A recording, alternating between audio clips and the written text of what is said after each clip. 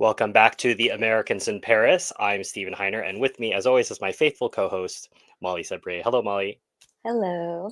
So I'm hosting today. We take turns hosting these lives. And so today, Molly and I are going to be talking about favorite places not in Paris. And I think that's one of the things we realized fairly early on, Molly, in our French journey, that there is so much more to France than Paris.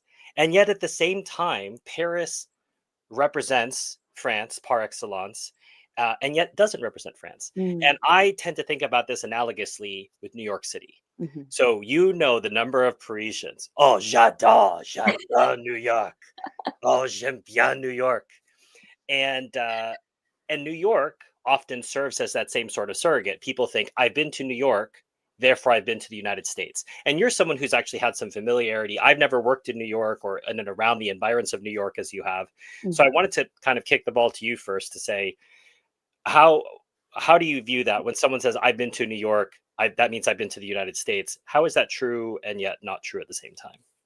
It's so funny because I this question brings up a lot. So for my in-laws, they're always asking, and my in-laws are French. I'm married to a French person. If people are watching, they don't know. And they always ask something along the lines of like, how do you do it in the United States? Or how do you do it in America? And I think we're going to get more into this as this conversation goes along today. I think it's easier for a French person to say, "Oh, that's how we do it in France." Like, yes, Paris is very different from the rest of the country, but I do find that you could say that, like, that's how we do it in France. Like, we eat bread with every meal. That's how we do it in France. It's law. It's not up to us. Like it's just the law. It says it. You must have bread. Like It's otherwise got to you be get arrested. somewhere in the Constitution, like somewhere hidden in there.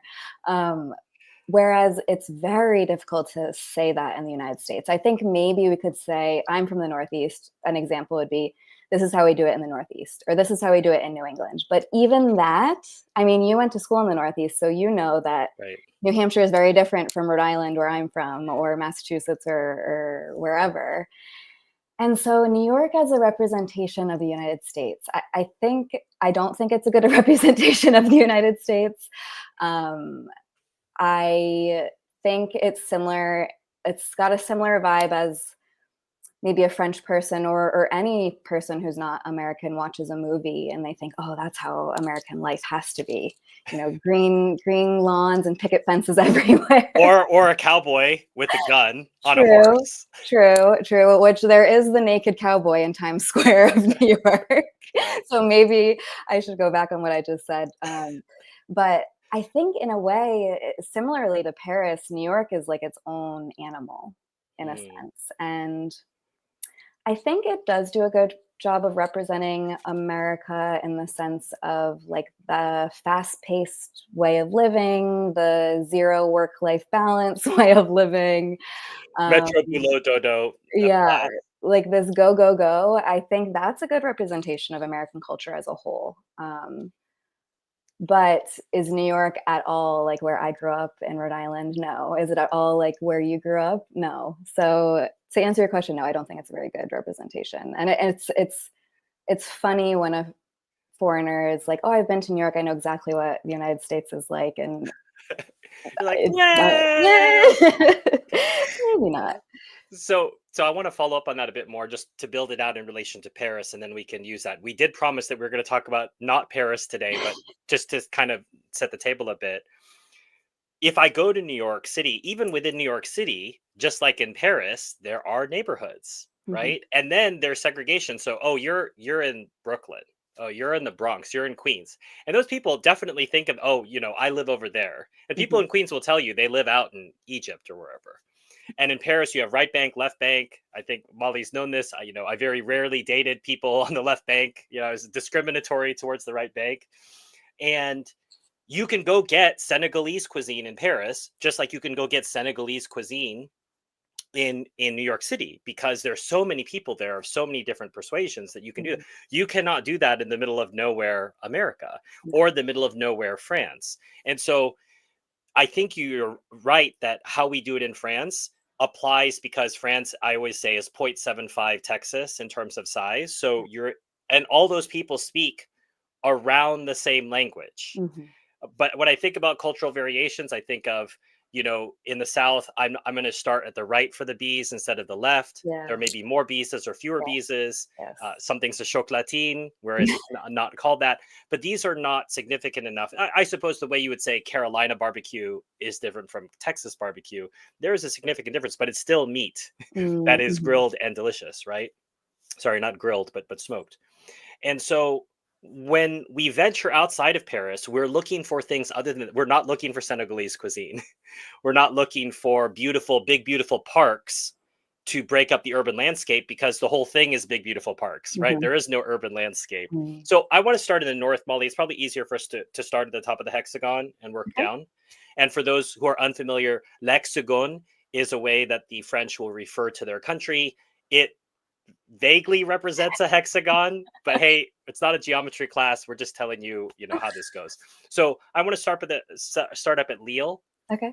Molly, I have a very favorable impression of Lille. Been there a couple times, and the Northerners are, I find, to be friendly people. They Mm-hmm. have a different accent. It's a jumping off point. I got to visit Dunkirk that way from Lille, and it's a stopping point on the very edge of Belgium, the Netherlands, and so you'll find that they somewhat partake of that culture, that Mm-hmm. they're so close to Belgium, and I have Belgian friends or whatever else, and Belgium sometimes gets beat up by the French culturally, but I really like Lille, beautiful city center, and I suppose my impression is a very college driven town and some tech there as well. Okay. I've actually never been to Lille. Oh, okay. So this is something that we're going to discover over the course of this conversation, I think. And it's something that I don't think many tourists, especially, really realize. France is so rich in so many towns and cities and villages and like little miniature villages to visit, that in many ways, like the United States, many Americans have never explored the national parks. Many Americans, kind of stick to their one little area. Many French people, or many people living in France like you or I, have not gone to so many places. So there's quite a few towns and cities that are on my list, that have been on my list for so long, that I just haven't had a chance to go to yet. And Lille is one of them. And interestingly enough, many French people tell me that that part of France looks most similarly to where I'm from in the United States. So rocky coastline, Mm. that sort of vibe. When I think of Lille, I think of French fries. I don't know why. Well, I mean, it's closer, and everyone, the Belgians will tell you, till they're blue in the face, that French fries are not French. Stephen, that it was the American soldiers were in Belgium. They thought they were in France. Gosh, I can't imagine why they would think that. I know. But yeah, it's just frites, and wonderful dish. That's where I learned from a Lillet how to eat your clams. Sorry, not sure, clams, mussels. Mm-hmm. So you take Oh, yeah. an empty mussel, and Mm-hmm. you go in there and you grab it out, and you use that as your sort of fork, chopstick, I whatever love you want that. to call it. Yeah. Really wonderful. Yeah. Okay. This is the thing. Molly and I have known each other a decade. I We'll know. be finding stuff out about each other that we didn't know. Basic stuff like, have you been to? So all right, let's move back from Lille Okay. to where I was last weekend with some visitors to France from the United States. I went to Reims, Mm. and in Reims, you have this incredibly clean, touristy city in many ways, because it's built on the bubbles of Champagne. It's also the home of the most important cathedral in France in many ways. This is where every king of France was crowned until Charles X, who I would argue is the last king of France. Other people would argue is Louis Philippe. Conversation among nerdy royalists for another day. You have Saint Remy was there, the Ampoule, and as is the case for most little French towns, there is a thing that they are known for that is a treat. Mm. And in different places, it's different things. In Reims, they have a little rose cake. Mm.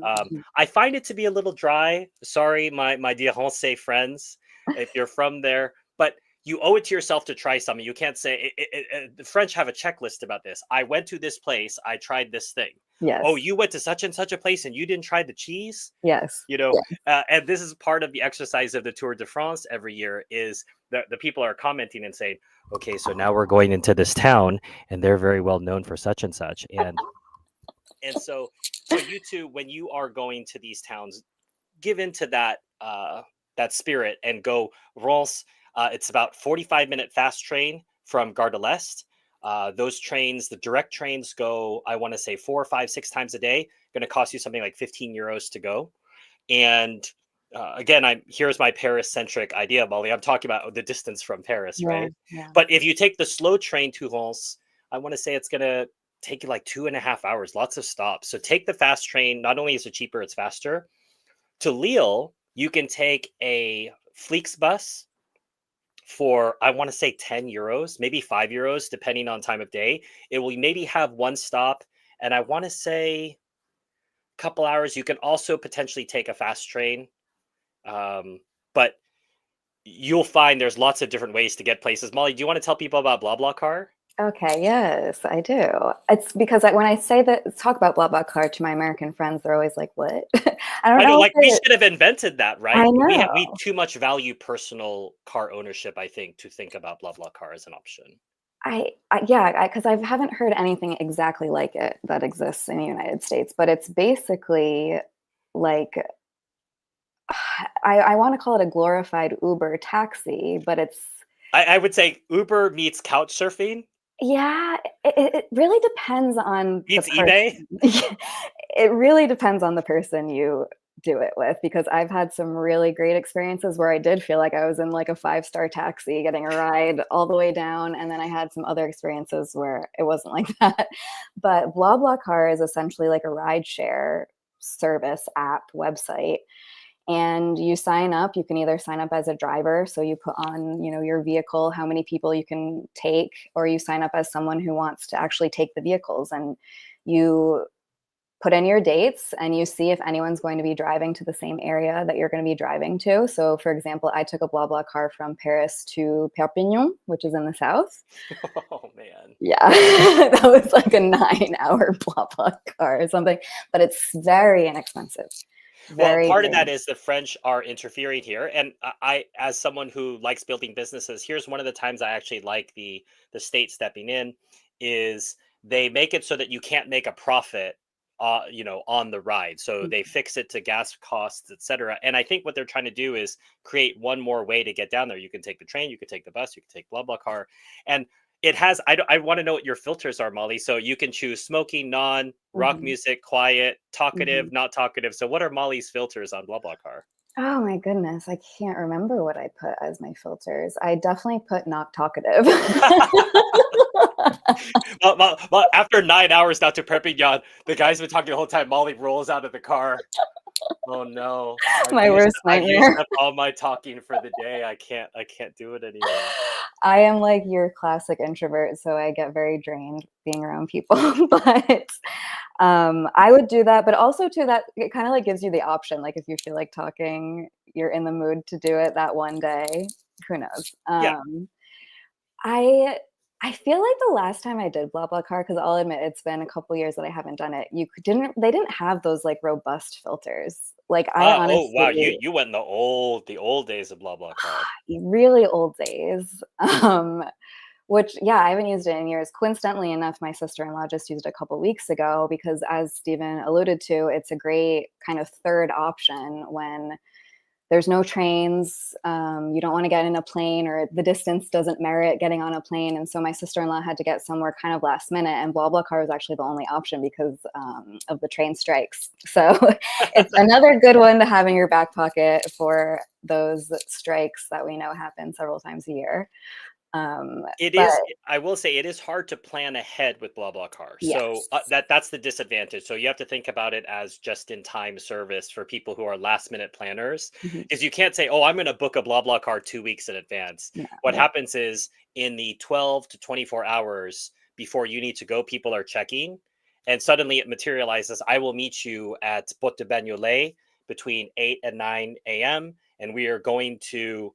Um, let's say we're going to Bruges. Mm. Okay. And I'm willing to drop you off on the way to Bruges if you're Yeah. not going to Bruges, something like that. So you can use it pretty adaptively. Strangely enough, Molly, would you believe I've never been in a blah blah car? I know tons about it because I think I was consulting it, but I'm such a planner that I need to have my travel plans sewn up. Yeah.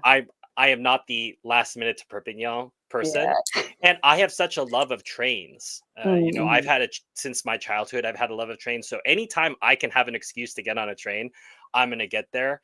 Financially, I'll default to a bus if the Yeah. difference is enormous. So, for example, you can take a fast train to Nantes, 3 hours. And if you book far enough ahead, you're going to pay something like 50 euros. Okay. But sometimes it'll go to 100 and 120 euros. Whereas a Flixbus or equivalent, like a WeGo bus, Mm-hmm. I'm trying to remember if it's a different service, but a WeGo bus could be something like 20 euros. Yes. And that's a 5 hour bus ride. And for my, I'm getting up in ages. Don't let the face fool you. 5 to 6 hours on a bus is my max. I am thrifty, but I do have my limits. I think the thrifty piece of the puzzle was why I ended up taking a blah blah car the time that I did, because this was like early au pair days that I took it. Okay. So as an au You're making the big pair, bucks. if you guys haven't watched my au pair video yet, I was making 80 euros per week. Everybody knows you get into au pairing for the money. Yes, That's exactly. that's exactly what you do. Quick shout out from the chat. US in France 101. Do you have a channel US in France? Let us know. Immersion in French culture is. Oh, we agree. We obviously agree. So, just as a quick sidebar from Reims, people don't realize there's really two towns there in the Champagne region that are dominant. Epernay is Yes. maybe a 7 minute train ride, but those trains do not run all day. Mhm. Shockingly, there's a break between 12 and 2 o'clock. I don't know what that's for, Molly. 12 to 2 o'clock. I don't know what happens in France, Who knows? but there's no trains running between 12 and 2. So if you want to go, why would I want to go to Epernay? Dom Perignon is there. Mhm. Now, I don't know why, but they've stopped doing tours. Okay. So I think you can go and buy stuff in the store, but it's too bad because the Dom Perignon tour was historic, and I'm glad I was able to go. Veuve Clicquot, Pommery, Tattinger, Ruina. These are all the big houses that are in Reims. So Epernay is for the champagne nerds. If you Yeah. really, and it's a lovely small town. I remember having really a proud lunch because there was an old gentleman next to me who just started talking to me, and I Mm. had come back from really muscling up in French, and I had this whole conversation with him. And you have those moments where Ugh. you just pat yourself on the back and say, I was able to talk to a stranger in France in French. It's like when you're learning a foreign language, like that, those little moments like that, like could make you cry. Like it's just And Molly may, in a future live stream, confess a recent crying moment, but yes, we'll save that for another time. yes. Let's keep going east to Grand Est, Strasbourg. Hmm. Beautiful cathedral, interesting in color, unlike any other cathedral in France. I call this the German speaking part of France, much to my French friends' chagrin. But interesting, Molly, this is where I have some ancestry. Some of my ancestry traces from Mulhouse. Oh, I didn't know that. Okay. And so I have some Alsatian blood.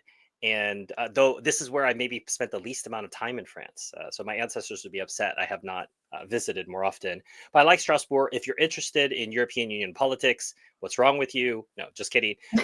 There is the European Parliament there. And you can take a boat ride through the city. It's a lovely city. And you see this different architecture there. So recommended. And strangely, we've gotten some requests, I think, from consultations of people who said, I'd like to live in Strasbourg. And Mhm. I've never seen that come up before. So might be a city on the rise for expats. So that's another one, a major one that I've never been to before. Ah bon? Oui, jamais. Okay. But I have seen images and heard wonderful things about the architecture. It's much different than what you'll find in other areas of France. It's probably most well known for the Christmas time markets, Huge. which I would love to go. I mean, I'm like, can't wait to. That's like I'm saving my Strasbourg's trip for Christmas time. Okay. Okay. You want to go big. I love it. Yeah, but my in-laws recently took a trip there and they loved it, and them too. It was their very first time. Very Yeah. first time. Regional cuisine for that part of Alsace is going to be your Flammkuch. This, Yes. I think, a German French word, but Yes. fancy flatbread pizza. I would say if an American thinks of a flatbread pizza as maybe being a bit more muscular with its bread, think Mm. of this as being a little less muscular with the bread. It's very thin, lovely, and uh, your Italian brain is going to be thinking of Italian ingredients, but it's all French ingredients. You're going to have, Mm. all kinds of cheese and wonderful other things. This is a hazard as well with French burgers, Molly. I was visiting, my friend Jerome, Yes. and he lives down in Burgundy, and Molly and Jerome helped me move one time. And I've we were met very. I've seen Jerome once in my life, but we spent a very eventful It was 15 a it was a hours it there. was a bond it was a bonding day. Yes, it So was. I've been down Jerome's place in Vermonton Okay. in the Burgundy region has a burger place, Okay. and I spent the very first time I was there. I go to the menu, and Americans, we don't need a lot of time to decide on burgers. Like, we know what we want, Yeah. except every burger had a different type of cheese or Okay. variations of cheese. So my brain goes, okay, but do I want this kind of cheese? The cheese And is the most important part of the right, burger right. at this And point. so people don't realize, yes, the French love burgers, but they Frenched it out. Oh, yeah. So Oh, yeah. the only resemblance between a French burger and American burger is there is bread and there is meat Mhm. broadly, but their Mhm. bread is much better. The meat is very different. The region, Charolais will compete with Limousin Mhm. for, who's got better meat. And then the cheese, or sometimes we do have an American variation called a Juicy Lucy where the cheese is stuffed inside, but I've seen this but with like blue cheese in France. Yeah, I've seen that too. Yeah, so the French totally French out their burgers. So do not think, Americans, if you're coming, give French burgers a try. You may not you may not like them. Honestly, I say that because it may not be what you've pictured, but give it a try. This is how the French are interpreting our food in their way, and I Mhm. think it's a wonderful way to see how one culture can take the luggage of another culture and transform it. Mhm. Mhm. And Americans shouldn't be uncomfortable eating burgers, right? And funnily enough, this extends into what you can find at McDonald's, which is a total sidebar. But Article um, coming soon on the French yeah, McDonald's yeah, get the McBaguettes. at the McCafe, right? Yes. Um, all right, let's dip down. I was referring to Burgundy with Jerome. So there's Beaune, Dijon. I love this region. I I love love Dijon. being able to pull over, get cherries, have boeuf bourguignon, Mhm. and like the snobbiness about the bourguignon. It's not region specific. It's not town specific. It's grandma specific, right? So you're in one house. I've been in a house in Bonn having boeuf bourguignon, and some sly comments like, "Well, my grandma's bourguignon was slightly better." It's such a heavy dish, and I Yes. I don't know how to tell Americans. It would be like maybe it would be like having Thanksgiving dinner. I cannot say I've had beurre bourguignon maybe in 10 years in France. I've had it a dozen times. It's not Okay. a dish I've had frequently, Yeah. in part because it's so heavy. Yeah. And I have to think, well, where would I have it? I'm not going to have beurre bourguignon unless I'm in Burgundy, and then Yeah. if I'm in Burgundy, we're gonna have it every day, so like that. Um, so Dijon, beautiful city. Mm. Um, I like everything about Burgundy, and this is going to upset Molly's friends who live in Bordeaux. I feel strongly that this is the best wine region in France. Um, Okay, that's like shots fired. right, right, exactly. And there's no. Well, I don't want to say there's no shade on Bordeaux because I obviously have just thrown shade, but Bordeaux is what is known in the world. Mm, So mhm. people know, oh, Bordeaux, the south of France, that is, it has that brand recognition. Yes. Whereas Burgundy, is it's if you like aggressive reds, I was gonna say that, yeah. It's very bold. literally full of themselves. Yes. That's how I consider Burgundy red wines. If that's your cup of tea, like Bordeaux is the I've been here 100 years. I'm very rich. Did you want to speak to me? Well, here I am. So Bordeaux wines are I find to be so much more raffiné, Mm, relaxed, mhm. complex. Um, Burgundy feels, despite the fact that it's not a new region at all, of wine in France, it feels to me it more Yeah. innovative and more, as I say, brash because of Mhm. the flavors of those wines. So I maybe can that get says a little bit about me, Molly. yeah, I mean, those who know you personally maybe would agree. Um, It's funny you say that. I would love to go on a wine tasting in Burgundy, and I feel like they have to have them. It's just much more well known and much more of a thing to do in the Bordeaux region. Yep, 100%. I took my first wine tasting class ever in Bordeaux because what do you do as an American going to Bordeaux? I don't know. I have to take a wine tasting class. I'm like, this isn't even a valid visit to Bordeaux if I didn't go. Um, let's head towards the mountains a little bit. Okay. I spent a month in Morzine, which is populated with English speakers. So that I don't know how, but somehow all English people decided they were going to go skiing in Morzine. It's the home of Alpine French School. Shout out to Alpine French School. That's where I spent a month learning French. And unexpectedly, because I also skied every day, my skiing got a lot better. So, shock horror. If you ski every day for a month, your skiing gets a lot better. And my French just went to the next level there. Morzine, absolutely beautiful, nestled up against the Alps, and Alpine French School. If you're not a skiing person, consider going during the summer, and your hikes will be beautiful because you're in the Mm. mountains. Mhm. But it's a chance for immersion, but also some free time. Mhm. Mhm. You're just coming at me with all of these places I've never gone before. Well, Molly's been busy getting married Yes, and hanging out in the French countryside with her in-laws, which is what they do. yes, They do not go yes, on adventures. yes. Whereas I feel like single Steven was able to do that maybe. well, I think too, and this is just kind of like another little tidbit. Like most of the exploration I've done in France has either been with my in-laws or been with my husband. So I've been to much less touristy places, I would say. So Where there's no internet reception. yeah, yes, literally at my husband's family's country home, there's barely any reception, which is another very small thing to know about almost every French person I know. They have a country home. And that's what's funny. What is an American's first instinct when they hear that? Well, Oh, must be nice. and it's I feel like there's not even really like a right word for it in English because I'm like, "Oh yes, I'm at my family's country home." Well, And because people don't know, like it's a cabin with no electricity it's so normal for French families to have these homes that have been passed. I mean, the family home in for my hundreds of husband's years, family, hundreds of years. yeah, since the 1800s.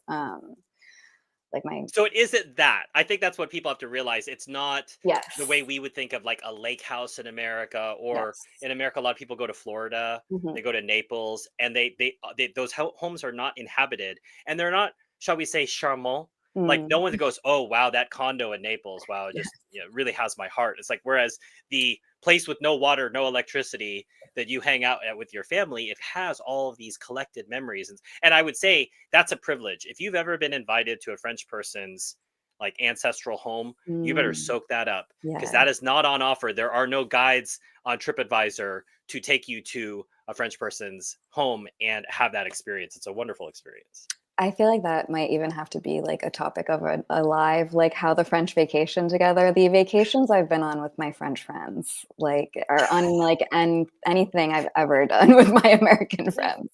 Yeah. Um, Well, I it's would just even totally say different. broadly pan-European. I Yeah. remember the trip I took to Bordeaux. I think this is my first year in France, second year in France. I was with a Czech friend and an English friend and a young American couple who just had a baby. And Mhm. and they had thought, like, Stephen, are you sure, new baby? I said, listen, my friends are flexible. I don't want you to miss out on this opportunity to Mhm. come to Bordeaux. We got to go to Arcachon. We went to I love it Cognac. there. Like Yeah. it was a wonderful trip. But Okay. one of the funny things was the baby was crying. I remember it was, I don't know, a Wednesday morning. I was reading, my Czech friend was reading, my English, we were all there, and the baby was just crying in the background, Yeah. and we didn't blink. Mm. Because the idea was like, well, we can concentrate and focus on our reading. And what are we going to do? Complain about the baby? And it was just a wonderful moment. I don't know if that was specifically pan-European, but or maybe just a wonderful collection of friends that they Mm. were able to just roll with it and say, hey, we can handle a baby. Like I'm not going to be conquered by a crying baby, as if the baby cares.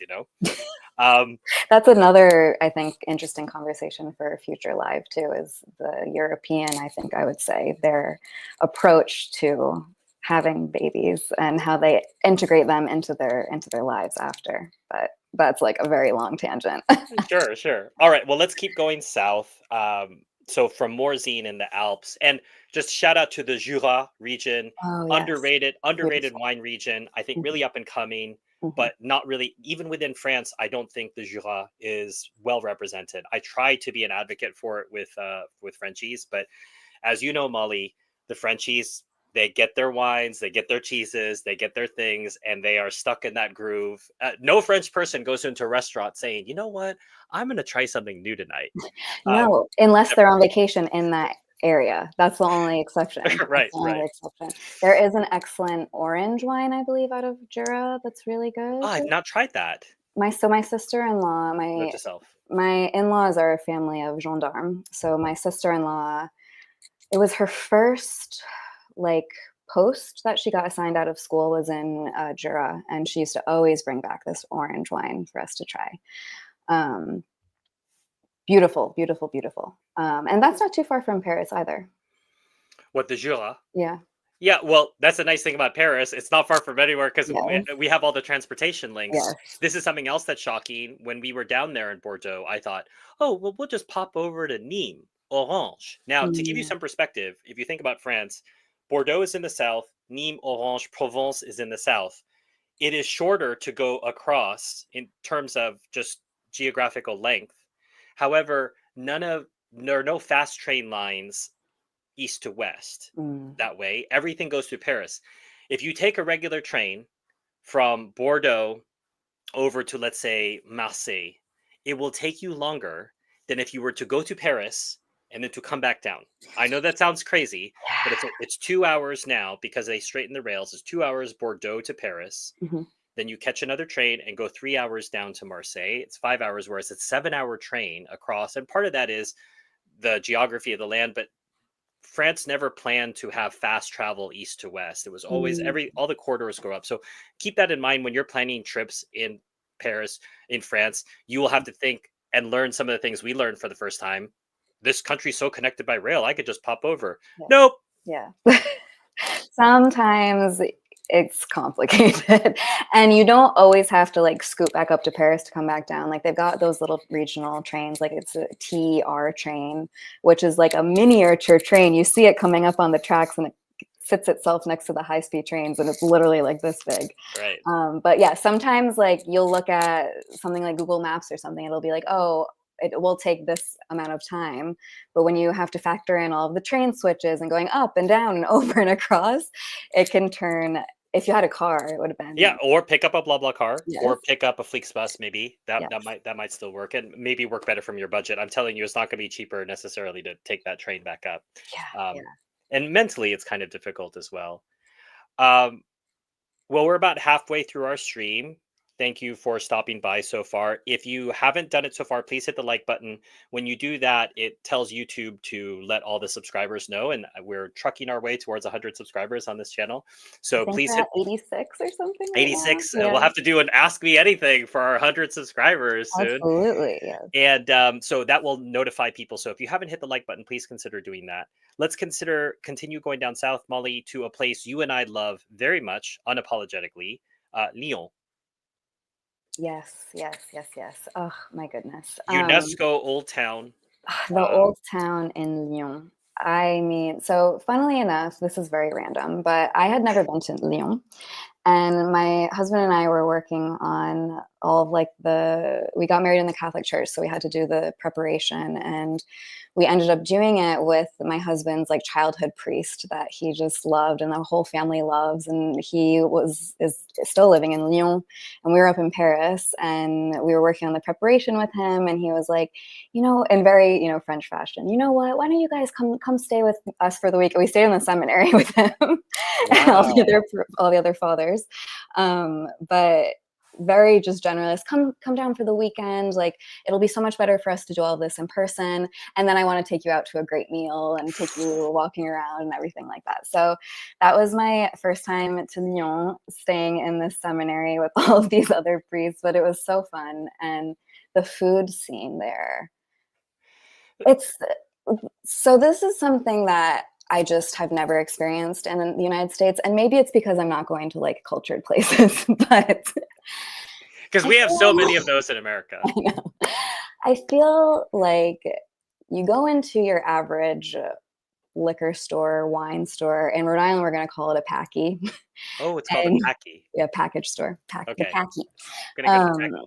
and you ask for a recommendation, 9 times out of 10, it's going to be like, oh, well, most people like this, or like, I usually get this one.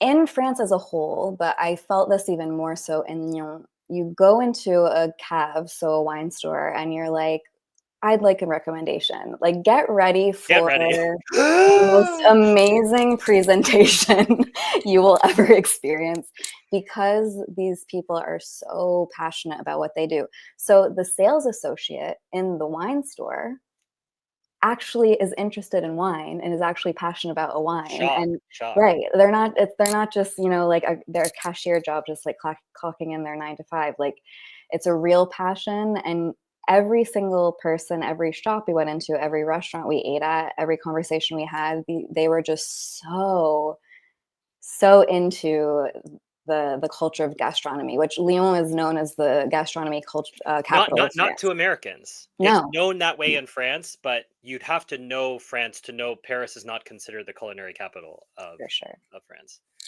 for sure. Um, Everything's down there in Lyon. I just thinking about the food now gets me hungry. I Actually, know. my everything is good down there. And I just as a sidebar to what you said about even so in France, we have a couple chain wine shops. So the one that has the most recognition is Nicola. Mhm.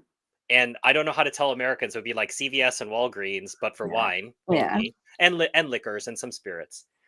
And I've never had a bad experience at Nicola. The Mhm. thing is, Nicola buys in bulk for their franchisees or however their owners are licensees, and you can get in there if you are late to a dinner party and you forgot. Yeah. Nicola will bail you out. They have a pretty. It's a like for example, I popped in there the other day to get some crémant Mhm. to give the friends who are going to Reims a counter taste to what they were going to taste in Reims the next day. So I got some Clément from, and I was looking at the different Clément. I said, what's going to have a different counter taste? It would be Alsatian Clément. So Mm. Clément is sparkling wine, not from Champagne, as we all know. You're Don't going to call it champagne. don't you even think about it. And so Clément from Alsace, what do we know about Alsatian wines? That's where Riesling, Gewürztraminer come from. So it's going to have that sweeter profile. So the Clément, which is made from those grapes, is going to have a sweeter profile too. So it was nice to give them that. But I was looking, they only had 5 other Clément. So I was able to go, okay, Clément d'Alsace is going to give me that different feeling. He was so polite, knowledgeable. And it was just one of those moments like, wow, Yeah. you can even have this really great service in the CVS, in the Mm. Walgreens, Mhm. and I know our French friends won't know what that means, Molly, but we're speaking to our American brethren on that point. Yes. That very rarely are you going to go into a French shop, unless it's something like Zara or H&M, where people are calling it in. Mm. They're going to tell you if you go into a honey shop, get ready to find out about the inner life of those bees. If you go into a jam shop, get ready to hear about how grandma planted that fruit. Mhm. And it's such a joy. Yeah. And to know people can really deeply care about these things is something, as you say, probably very refreshing to Americans. And one Mm. of the great joys about coming to France is getting that sense. And that rubs off on you. Suddenly you're passionate about honey. Suddenly you're passionate about jam. Yes. Yes. Yes. Which it's and again, maybe I'm generalizing, just like, where I came from and how I grew up and stuff, but there isn't that real passion around food as there is in France. And yeah, it is. It's just refreshing. It's like yet another reason why we're so in love with France and so obsessed with it. We started a Um, whole channel about it. I mean, we better be. Um, So heading down a little further south, Grenoble, and what Mhm. I'm going to refer to as Alps Due. So that is a ski town, ski resort. Um, and I went there. Really fun story. I met this couple couch surfing when I was in Australia. My first trip to Australia was 36 days. I couch surfed for 33 of those 36 days. So a wonderful country for couch surfing if you're interested in Australia. I met this couple, French couple, in Adelaide, and we just kept in touch. We met again in Melbourne when we were going around on a different itinerary. Well, they were moving to Paris So random. when I was there. So keep in mind, I've been in France maybe 2 months, and I'm going on my first ski trip. Wow. with French friends. Wow. I played Scrabble in French. My brain, can you Oh, imagine, Molly, yeah. like A1, A2 French playing Scrabble? Or Cranium, French Oh, Cranium? yeah. So I was such a loser. But I had my first tartiflette. For Nice. people who don't know, this is a very beloved mountain dish. The French are going to claim it, the Swiss are going to claim it. I don't care, it's still delicious. And you make a wish when you have your first tartiflette. It's a wonderful dish, and you would make your own sandwich. So first of all, we're talking like a $50 lift ticket for the day. Okay. Yeah. So an Yeah. American brain's like, "What are you talking about, $50? What is this, a joke?" Yeah. Oh, for like the first 2 hours of the day. I said, no, no, no, for the whole day. For the whole day. That makes People don't sense. realize there aren't a bunch of venture capital private equity firms who've come and bought all the ski slopes in France and decided to charge $300 for a day, like they've done in Park City or other places. Right? Marie-Laure says The the Swiss. Swiss are thieves. Marie-Laure, I'm trying to think. The last time I paid for a Swiss lift ticket was near Morzine because there's a shared resort, Leger, with there.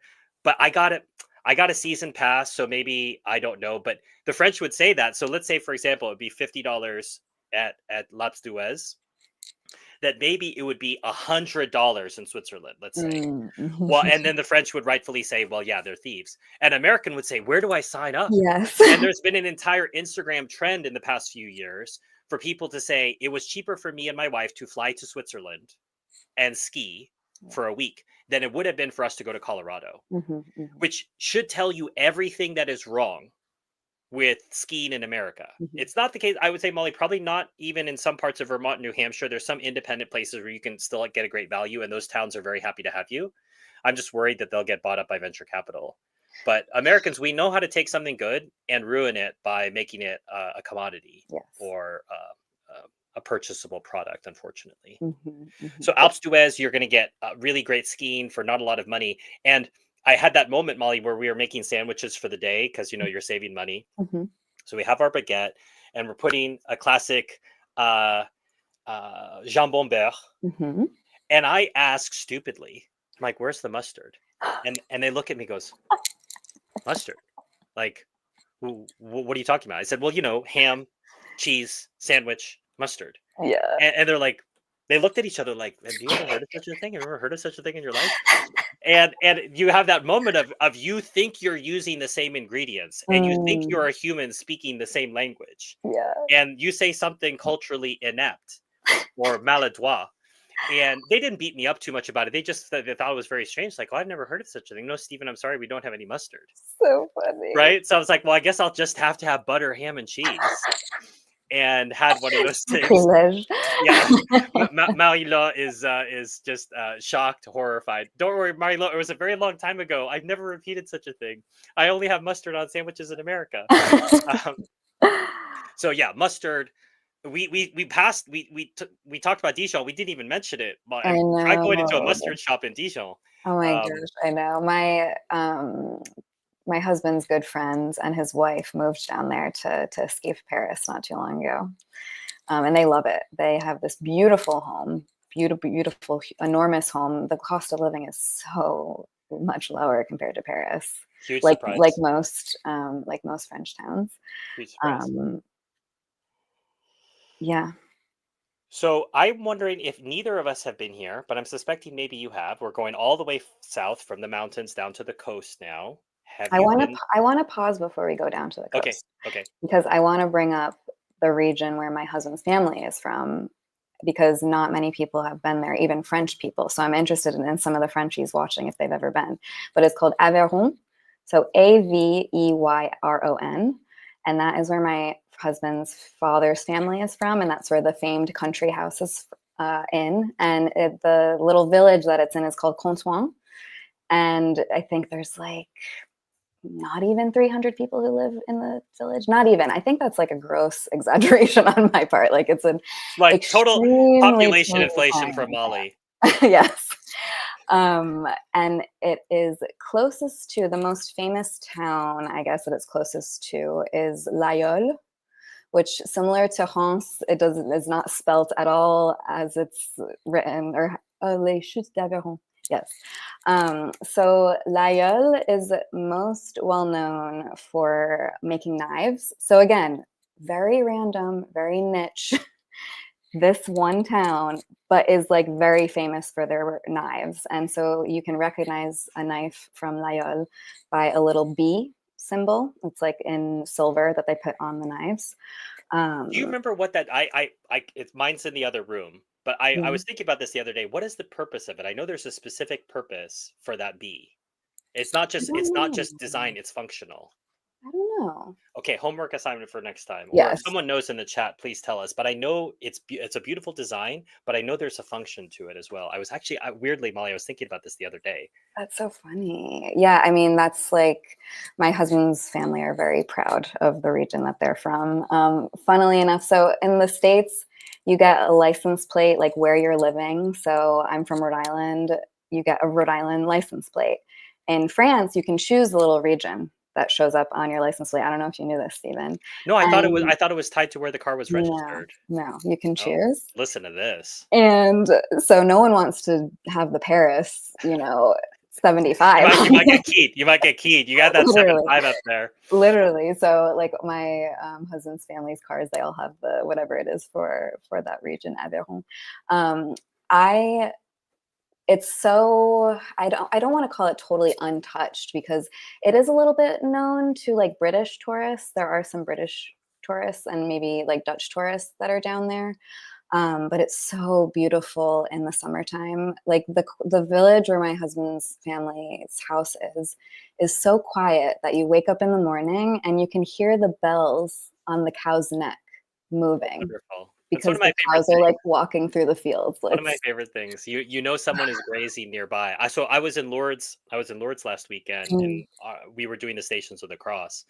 And would you believe there were goats and sheep grazing while we were doing stations? And I obviously, love Stations of that. the Cross is very it's a Catholic devotion, but it's commemorating cavalry. So cavalry. So it's a you could I don't want to use the term sad devotion, but it's something that is focused on these sorrows of Christ. But then you have the sound of these little animals eating, and you have the bells. So it's in a sense a really wonderful backdrop to our Stations of the Cross that we did. So nice. The last thing I'll say is everyone needs to try Alligo. It's like the regional dish of Aveyron, and it's like cheesy mashed potatoes. Like that's how I describe it. You go like this with the spoon, and it's just like a cheese strand. It's made with cheese from Layol. It's like almost like a mozzarella. It's very mild, and that gets mixed in with mashed potatoes and butter and all of that good stuff. And they eat it all year round. Like Straight I to ate bed. it, Straight to and bed for me afterwards. yeah, but I ate it. The last time I ate it, it was 80 degrees, I think. And we were out at a restaurant watching them make it for Well, us. I mean, that's the thing about the regions. We'll pop up there soon enough, but guess what they have in Normandy and Brittany all the time? Like crepes. Yeah. And that's just what they do. Is it Tuesday? Is it winter? Is it, really hot outside? It's the same thing. And they love it. Yes. Yes. And you'll find that or all around the world, people are attached to their local cuisine and their local culture. That isn't French specific. But we're down to the water now, Molly, to the first place I think maybe neither of us have been to, but now I'm going to maybe learn something about you. I Okay. have never been to Nice. Oh, I've been there. I saw a Okay. Coldplay concert there. Okay. Randomly. Very French thing to do. Everybody knows everyone goes to Nice to watch Coldplay Yeah. concerts. What did you think? Maybe this is unpopular opinion, but I didn't like it. I don't think it's I think Nice gets a lot of bad press among the French as a touristy slash expat hangout. I in some ways I think it gets bad press. Mm, I'm keen to see it myself at mhm, some mhm. point, but if I've spent 10 years and I haven't gone down there, maybe because I didn't have a Coldplay concert calling me down there. So in my early days in France, when I did my semester abroad, very randomly, we started the program in Cannes. So we spent 2 weeks in Cannes. Like we flew into London, and then from London we flew down to Nice. And so I spent the first 2 weeks of my program in Cannes, ended up meeting friends down there. So we would go back and forth quite a bit during our semester. And other than, yeah, flying into Nice or like getting the train into Nice, going to this concert, there didn't, and again, people can feel free to correct me if I'm wrong, it didn't feel like there was much to do there.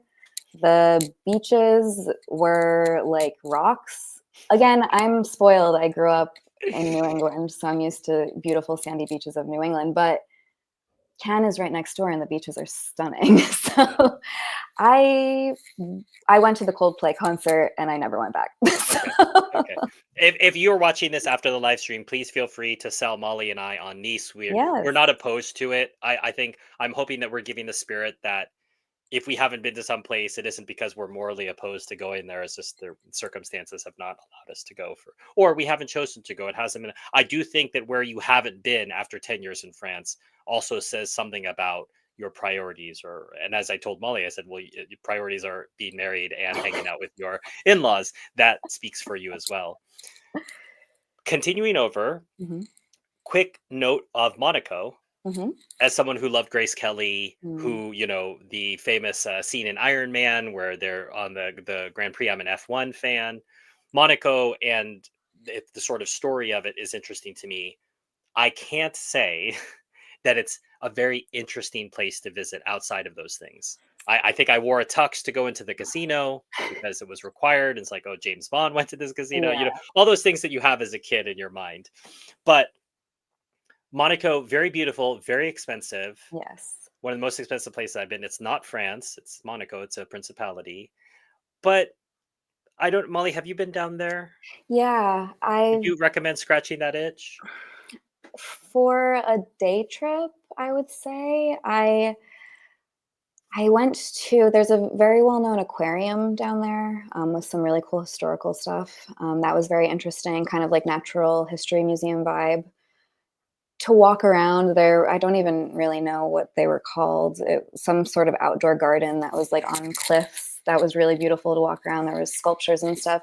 It merits like half a day, I would say. And you Yeah, can check that box, you've been to a different country? yes, I think I like put one toe in the casino or something. Maybe like I played one game just to like say I did. Right, right, right. I've Um, I've been to the casino at yeah, Monaco. yeah. Um, all right, so let's keep walking over Marseille. We're still on the coast. Hmm. Paying homage to Ken and those other little small towns, I think, just like in the south of Spain, where you have those little white towns, white villages. When we say white, talking about the architecture, the these little towns. I have not spent a lot of time with them, Molly. I don't know if you can comment more beyond Cannes, but for me, Marseille really underrated. I think doesn't have a great reputation with the French. Mm. Probably deserved from some years ago, but I think Marseille's past that now. And just rock bottom prices, I feel like, when I was Mm. there. And one of the most beautiful natural features I've experienced in France, which is Les Calanques. Mhm. Wonderful hike. I've shared this on an episode which hasn't aired yet. But when I showed my French friends pictures of Les Calanques, they said, Thailand? It does look like Thailand. It's so beautiful. Beautiful, so So beautiful. big fan of Marseille. So that's another place I've never been, interestingly enough. But another place that where one of my husband's very good friends ditched Paris for and is loving it, loving it. Like it's like changed his whole outlook on life. It's sunny every day. Yeah, yeah. And Ken, so I actually, at the end of my semester abroad, I don't even know if I ever told you this, Stephen, but at the end of my semester abroad, there was a group of four of us that weren't ready to go back to the United States. I'm like foreshadowing for my future. We decided to make it work and live in Cannes for a month, because we had like the extra time on our visa. I think I vaguely heard the story, but I don't think I've Yeah. connected it till now. Okay, wonderful. And one friend in the group was able to find us this Airbnb that we squeezed ourselves into. It was like a glorified studio, but technically a one bedroom because like a walk-in closet with no door. They managed to like fit bunk beds in there. So there was a set of bunk beds, so like one So and that was the two. bedroom. Yep. And then a pull-out couch sofa, and that was my bed for the month. But it was one of my most favorite times in my life because I was 20 years old. It was so carefree. I had just come off of my semester abroad, so I had no classes. I wasn't working. I was just kind of like trying to hold on to the semester abroad Sure. feeling. That sounds marvelous. I mean, I woke up, my routine was I woke up every morning, I went for a run, I went to the beach, and then I ate lunch, and then I ate dinner, and I went to like the local student bar and just rinse and repeat every single day. So neat. And it was really cool because I think Cannes is very well known, obviously, because of the film festival, which going for that, I think, is its own thing. And if you're into that, I think it could be really cool. But what I really liked about spending so much time there was actually getting to know like real people who live there. Mm. Because I grew up in a very touristy, affluent area, and what tourists see in my area is so different from what like it's really like for locals. So being able to connect with real locals from Cannes was just like a very special experience, I think. Another cute little town in that area is Fréjus. It's a very easy little regional train from Cannes. I don't even know how long, not even an hour, maybe 30 minutes. Sort of the same vibe as Cannes, so just a beach town, restaurants all on the beach, the little cabanas that you can rent, but it's less intimidating than Cannes, I would say. Mm. Yeah, yeah, really pretty area, really, really pretty area, especially if you go beyond the very luxury, high class sort of thing that they've got down there. So we're going to pop up into Provence. And I have to apologies to people from Saint-Étienne or Clermont-Ferrand or Mm. Limoges. We haven't forgotten about you, but we only have an hour, and we're still trying to trace it. We have to finish up in Brittany, so I've got to speed up now because I've spent so much time waxing lyrical about other places. So Provence was, I think, in many ways, Molly, way beyond what I had thought. I think I had the year in Provence idea about Provence. Mm-hmm. And then I went, and as a student of history, I was in heaven, Yeah. right? So you have the Pont du Gard, this ancient Roman aqueduct. You have Orange, which has a very famous théâtre, which is very well preserved. You have some of the most well preserved Roman ruins outside of Italy. I think Croatia is probably second place in terms of well preserved, but far more preserved than you're going to find in Italy. In fact, in part because a lot of the Italians just took stuff from the theater to make a house, and so these things fell apart. But very well preserved.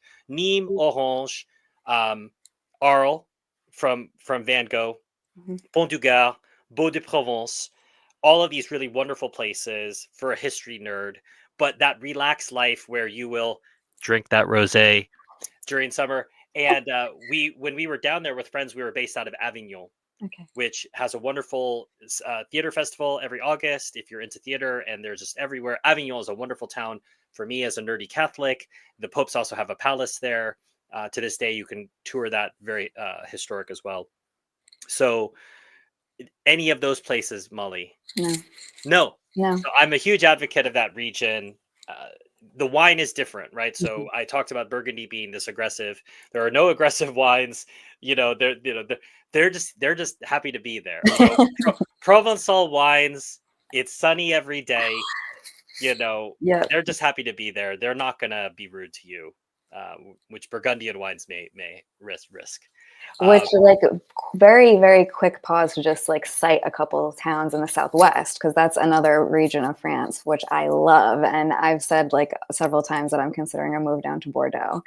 But beyond Bordeaux, there's Biarritz, which is stunning. I have friends who live there and This just is in the Basque region of France for yes. people who don't know. So you're going to see some really interesting flavors that you won't see in other parts of France. And just the quality of life down there. My friends that live down there, they've got 3 kids, and it's just like the dream life down there for Lots of kids. surfing. Lots of surfing Lots in of surfing. Biarritz. Biarritz is the most well-known it's the most well-known surf spot in France, and the waves are good.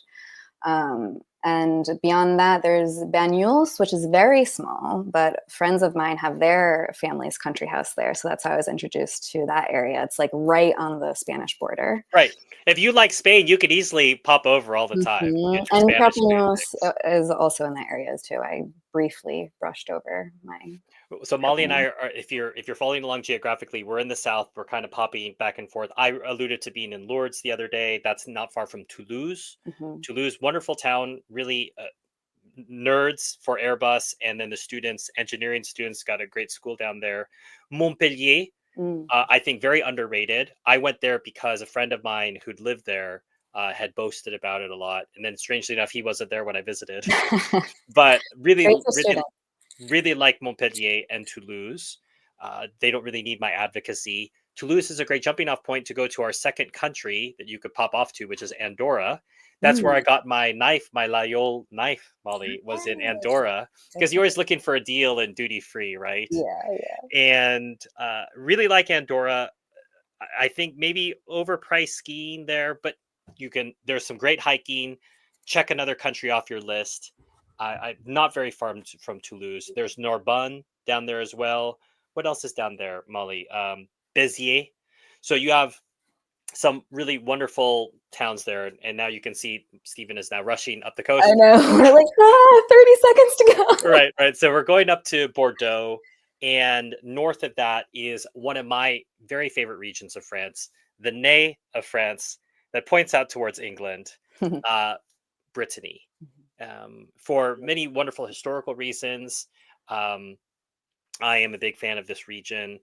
This is a very famous design. These two hearts here are from the Vendée, and there's a wonderful, I hesitate to use the term amusement park. I'm going to use the term historical park called Puy de Fou, Mhm. which maybe I'll devote a whole episode to Puy de Fou some other time. But that's there. You have Vannes, Mhm. historic walled town, not so far from Nantes. And for Americans who are interested, if you go further up towards Normandy, is Mont Saint Michel in Brittany? Is it in Normandy? Don't get into a fight about it. Let them fight it. You just say, I'm going to Mont Saint Michel. I don't know where that is. And then you'll hear people, and they then try talking about butter with these people, Oh, about who's got the better butter. oh yeah. Again, do not get involved. Just enjoy the fruits of the discussion. Right? Yes, Like, oh, I yes. guess I'll have to try both of your butters.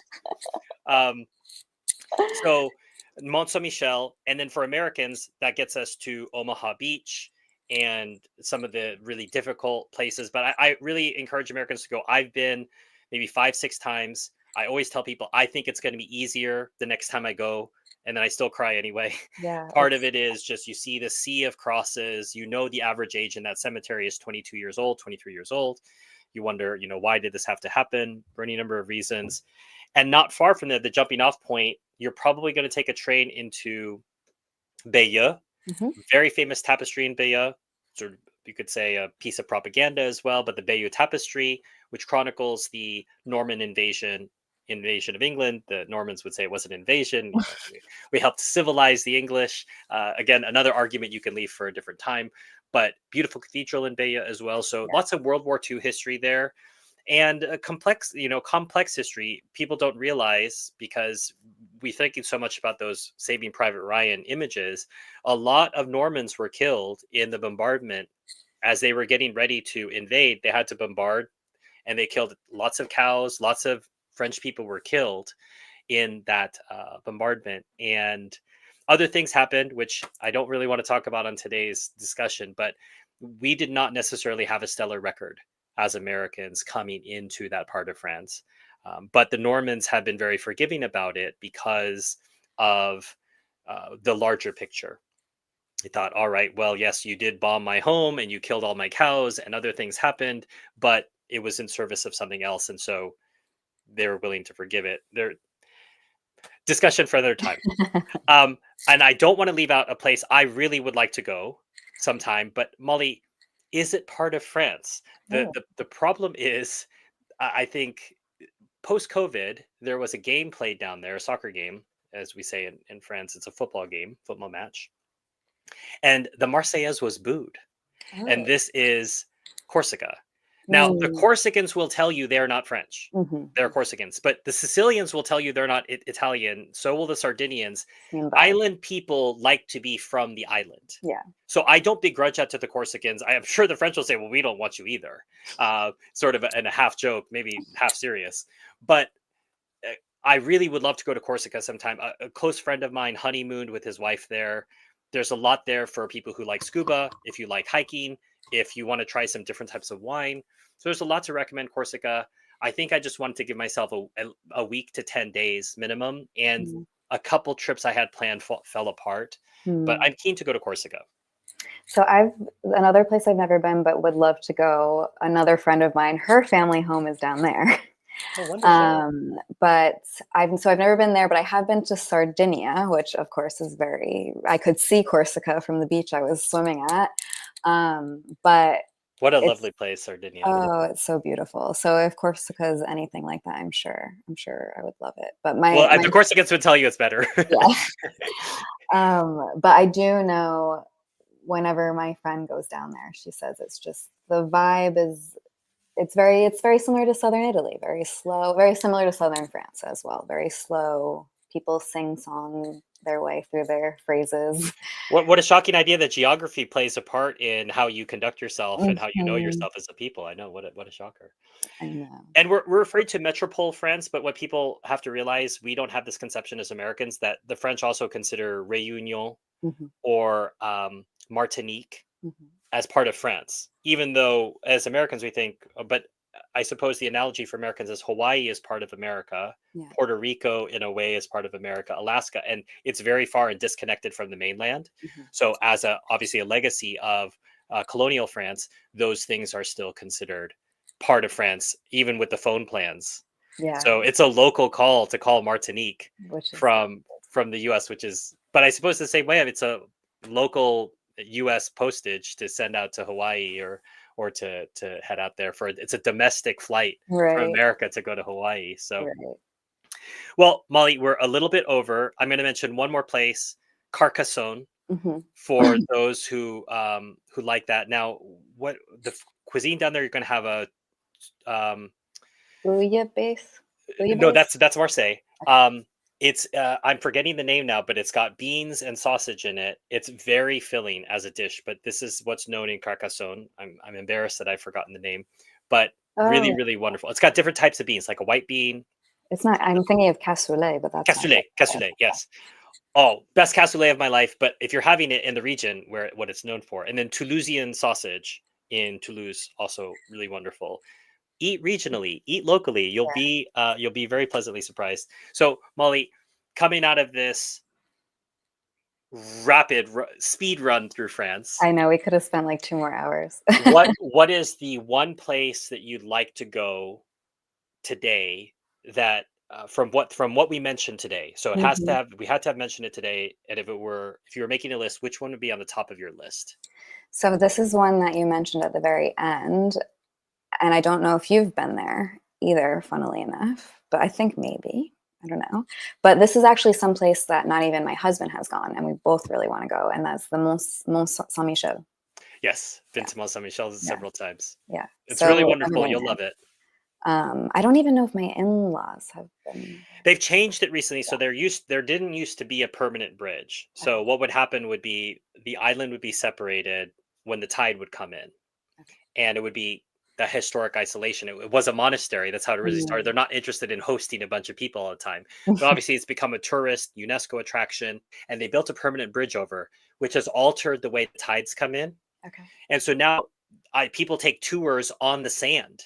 Oh, So you okay. can take a 2 hour tour on the sand. And I think they talk about some of the marine life, and they use that also as a chance to step back and look at it historically. But for those who'd like to know as well, as a Catholic shrine, is at the tip of a long straight line through a bunch of shrines related to St. Michael. Mm. Now, you might say it's coincidence, but you can draw a straight line through 7 shrines that go through a number of countries. And Mont Saint Michel, I think, is at the very tip of that sword, St. Mm. Michael's sword. A mention from Marie-Laure, Réunion, Guadeloupe. We all fought the revolution together. Well, Marie-Laure, I'm sure you can guess I am not a big fan of the revolution, but that's a discussion for another time. Um, so you would put Mont Saint Michel. I think that's great. Yeah. If I think about what was mentioned today, where I haven't been to, I I've been almost ever. I'd have to mention someplace that I didn't mention. So maybe someplace like Limoges. Okay. Uh, that would be in La Fosse Profonde, a place that's a little lesser known. I've And been there. I don't want to offend anyone. But I feel like I can say this freely because my father-in-law also says it. He says that Limoges is moche. that's rough, I know. very rough. All right, so if any Limoges people are in the chat, please feel free to speak up for Limoges. But otherwise, Yes. we'll start to wrap up today. Thank you for staying us. We're a little bit over on time. We like Yes. to try to keep these about an hour. We're not married to that, but But we're obviously just so excited and passionate about certain subjects that we go on and on. and I think that's what's funny too. Sometimes, Molly, you discover things about yourself that we know that we love France. We've made our lives there for so many years, but sometimes you shock yourself by what you know. And Mm, I alluded to, I was leading some Americans on a tour in Paris and different parts of France the last week, and sometimes you're just shocked by what you know. You think, yeah. gosh, where did I learn all of this? But you spend 10 years and you have a student mind and you have just a little bit of curiosity, and all this stuff sort of piles up. I suppose the same way that it would for an American who's grown up there, but we take it for granted that we would know those things about America. Totally. Um, and so, um, thanks to Molly for sharing her picks and sharing a little bit about her in-laws town, which I'm hoping Yeah. some of you would. And if you'd like to continue this discussion after the live stream ends, please put in the comments places we should go to, places that Yes. we criminally neglected. Yes. As I said, we did a speed run. We couldn't cover every place. I'm waiting, Molly, for us to have forgotten something huge. I know. Like, I know. um, I, I didn't mention Vaux Vicomte or Troyes or Chambord, but I can think of those more as monuments than I'm going to the town We related didn't mention the Loire Valley at Loire all. Valley, Yeah. all of the chateau there. Mhm. But I'm waiting to get stung by somebody saying, "I can't believe you didn't mention." And I will raise my hand and say, thank you for pointing that. That makes this more more fulfilling. I'm thinking of Yeah. it now. The Gulf de Morbihan, Okay, yes. Mhm. And which Annecy aussi. yeah. Oh, Annecy. Mm, Luke, who writes for the American in Paris blog, is the one who went on and on and on about me to Annecy, such that yeah, I went and took one of my Delft tests just to yes. go I see remember that. Annecy. Mhm. Gorgeous town. Gorgeous. That's another place Gorgeous. considering moving to. So Oh, pretty. So, so oh. pretty. We better end the I episode know. before we're like, oh, we're trying to sign off, and then we. So please feel free to mention in the comments things that we forgot, things that we Call didn't us out. mention, Yeah, and call us. places that you'd like to advocate for. Like, oh, Molly said Limoges wasn't so great, but it's one of the greatest places ever, Yeah. and tell us about it. And we'd love to learn with you. And that's the wonderful thing about France. You'll never have eaten every cheese. No. You'll never have visited every place. And one last comment in here. Stefan, Corsica is to die for. Beaches, mountains, a desert. It has it all. Go in late May, early June, or after August the 20th when all of the pins outs are gone. Um, Thank you, Stefan. As I said, you don't have to tell me on Corsica, but you do have to give that vital piece of information about when to go.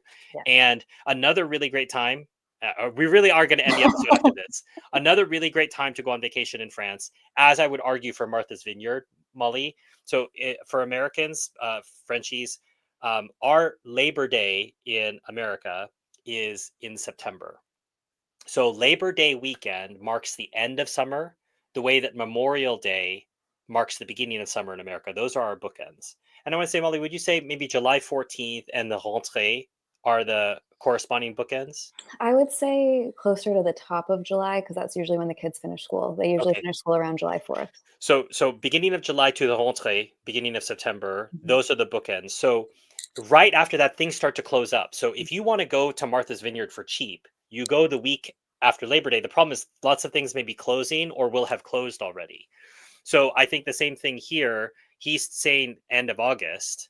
And I think even if you go into September, when everyone's gone back, Mhm. you may have the place even more to yourself. But on the other hand, some things may be closed for the season. So May and September, my favorite times to recommend to people to come visit France. And I think that applies internally as well. So if you live in France already, May and September are still really wonderful times to travel. Definitely, definitely. All right. Okay. Really are shutting up, really ending the stream. We do these lives usually once a week, just depending on Molly and I's schedule. I've been traveling a little bit, so I take the blame uh, for it not being consistent. But we try to do this. And if you have a suggestion for a stream, feel free to put that in the comments as well. We'll try our best to cover it in a future episode. Yes. But until next time, à bientôt. À bientôt.